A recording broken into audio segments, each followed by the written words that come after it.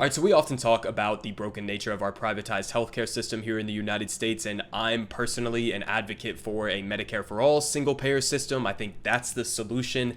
But there are a lot of different ways that you can go about giving an analysis or a critique of our current system. And one of the best ways to do this, at least when you're talking to other Americans, is to simply show them what other places around the world have and compare that to our system. And so the New York Times actually put together, I know, listen, the New York Times of all places, but they actually put together a good little montage here. It's pretty long, but I want to watch through it because looking at the reactions that a lot of these other people living in these other countries around the world have, hearing about the ridiculous costs in our healthcare system really gives you a perspective as to the fact that there is better options, the fact that there are better options around the world, that we can do better, and that our current system is ridiculous and completely unacceptable.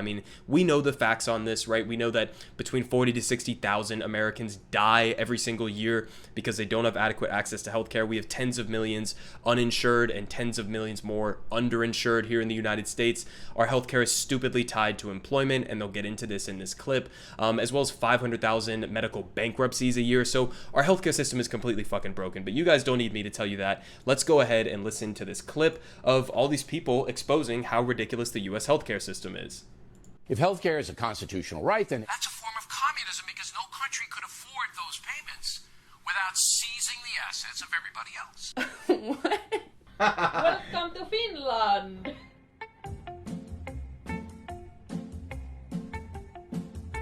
Oh! Dudes, what's going on?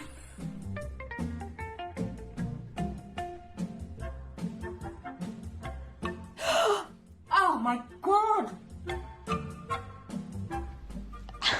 It's making me so mad.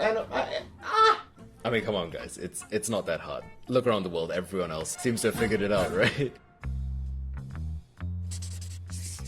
Imagine you're in America. Which of these options would be best for you? That's a lot to think about. What is it? An OOP max? I guess with what I got here, I would go with Plan D because the deductible is 0. Okay, there's more. Gold, HMO, PPO, HMO. And what are copays? I don't get... That's like if you pay for Spotify Premium and Spotify still makes you pay every time you listen to a song. It's too complicated. I'm lost. I'm so lost. In Canada, I don't have to really think about the different plans that I could pick from. You just pay one amount per month and all the major treatments are covered. At least 70% of our medical expenses are always covered. Uninsured, unable to afford treatment for a tooth infection that keeps flaring up. Cook Emma Rittner lost her job in March. I did manage to get antibiotics from a friend whose mom regularly goes down to Mexico, and I've been taking that, self-medicating, based off of Dr. Google's advice. Dr. Google's advice.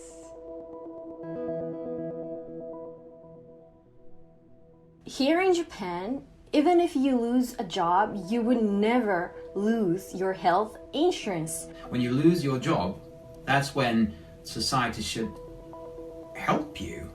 I've chosen a creative job and had the backing of a healthcare system.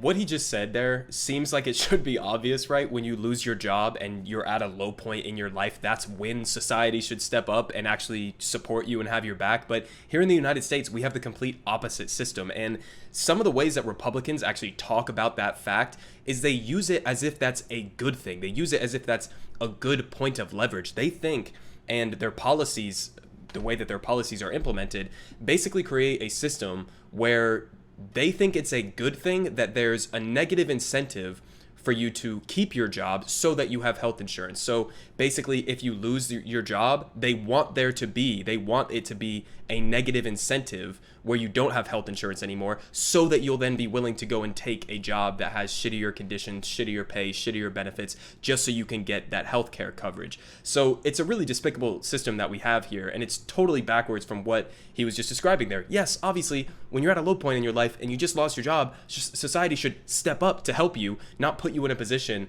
where you're worse off than just losing your job in the first place. But if you don't have that, do you pick the safe job or do you pick the creative job?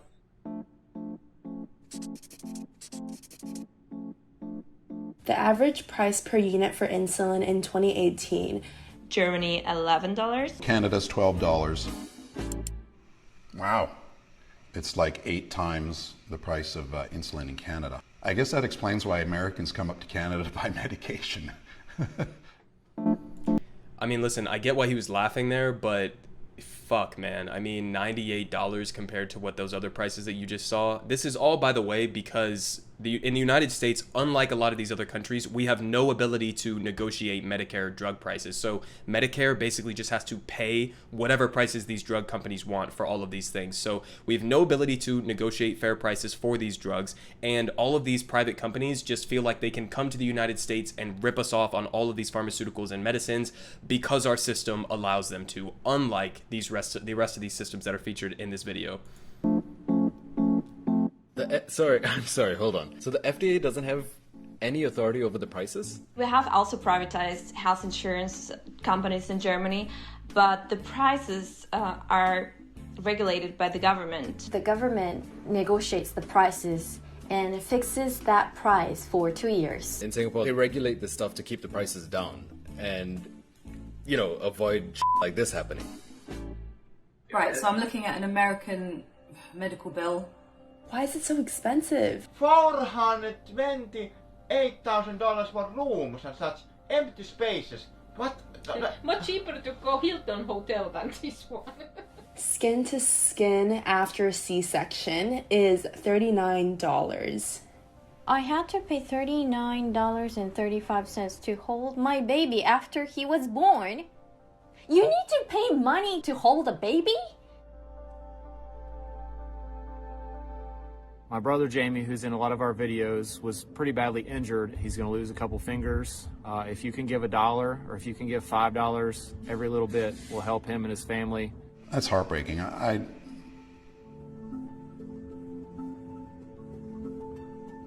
GoFundMe should not be something that people have to resort to pay for their medical bills. So, I mean, they kind of glossed over the GoFundMe part there, but think about the dynamic that's actually going on there. People are having to resort to crowdfunding their medical costs when the system of Medicare for All, the system of a single payer system where we all pay into one system and it covers everybody fully, that's basically what GoFundMe is substituting in here. So it's not as if we don't have to pay for the healthcare, right? People always say, well, how are you going to pay for it? You're going to have to pay for it by raising taxes or something. First of all, that's not true. Second of all, Medicare for All is cheaper than our current system. But I mean, think about, you're having to pay this anyways on the back end, right? So if you go and use GoFundMe, then a lot of other Americans are having to pitch in to your GoFundMe when we could just all be pitching into one system so that nobody has to ever use a GoFundMe at all. I just think that's kind of ironic that the system that we're substituting in could just be done by having a single payer system, but instead everybody's having to use GoFundMe apparently. So in America, people spend more than twice as much as in Japan for healthcare. You know, if I paid twice the amount for a car, I would want the car to be twice as good. So what's the life expectancy in the US? Why is it less? The US should be on top of both of those lists. Like, if you're charging your citizens that much money, then they better be living the longest lives. It doesn't make sense. When Alec turned 26, he was no longer allowed on his mother's insurance plan. Instead, he decided to pay for his insulin over the counter at list price. But the pharmacist told him a month's supply would be $1,300. He left empty-handed. Alec's official cause of death was diabetic ketoacidosis. A couple of years ago, I developed a heart condition, and I had to have my heart restarted 3 times. After the 3rd time I had it restarted, the doctor suggested I get heart surgery. When I was 13, I started to get sick and really, really sick. I was then very quickly admitted into hospital, where after 3 weeks I had treatment for a brain virus. The cost of the operation, I think, is about $60,000. And then the next day, when I left the hospital and I got my bill, it was a bill for parking. It was about $30. And was treated by Royal Doctors, had several MRIs, lumbar punctures, all for free, So I was pretty happy that I lived in Canada and had universal health care. I couldn't have survived if I was in America. To know that I can get sick, I can get injured, but I will still be taken care of. That is freedom. This is not freedom. So I think that was the best point at the end there that guy just made, because one of the things that we'll always hear in opposition to a Medicare for all type system is you'll hear people say, well, I want the freedom of choice. But freedom under our current system, under a private healthcare system, all that means is freedom to decide which mafia-like health insurance company gets to rip you off. That's really what freedom means in this circumstance. And what he was describing is that freedom, a true freedom, would mean you don't have to worry about fucking healthcare. You don't have to worry about if you get sick that you're going to have to go bankrupt in order to pay for it, or you're going to have to go into debt in order to pay for it. That's not freedom. It's not freedom when your job or your career is dictated by needing to look for a job that provides good healthcare coverage. That's not freedom. Freedom is when that is taken off the table. Freedom is when that's a given. It's treated as a human right instead of a commodity. And so that's obviously the system we need to be moving to. Obviously, we can take some steps in the immediate term outside of just pushing for Medicare for all. Joe Biden could make it so that Medicare is able to negotiate drug prices. That alone, and he already has, because he is so wound up with the big pharmaceutical industry and is being lobbied and takes donations from them. I'm pretty sure Joe Biden was literally the top recipient in the Democratic primary of health insurance donations and big pharmaceutical donations. So more than anybody else, he is owned by these corporations. And he's indicated that he's probably not going to have Medicare negotiate drug prices, but that's one of the things we could do in a more immediate sense, have Medicare negotiate drug prices so that people aren't getting price gouged on a lot of these life-saving medications. I mean, we are the wealthiest nation in the history of the world, and people are dying because they can't afford insulin. I mean, this is just such a despicable system that we have going on here. Really, I can't think of anything more evil that the United States government is doing to its people than enforcing this type of system, because it's totally untenable for the vast majority of the population. It puts you at risk of bankruptcy. We get less care because of it, and we're paying significantly more per capita because of it. So all around, it just completely doesn't make sense. And as you can see from the reactions of these people from all around the world, there is such a thing as doing better than our current system. And we can look at their countries, we can look at their templates and figure out what would be best for us. And we have these policies on the table. The overwhelming majority of the American people already support it. Now it's just time to get politicians in line. And the way that you do that is by, honestly, publishing videos like this and talking about it and continuing the conversation in order to put pressure on them.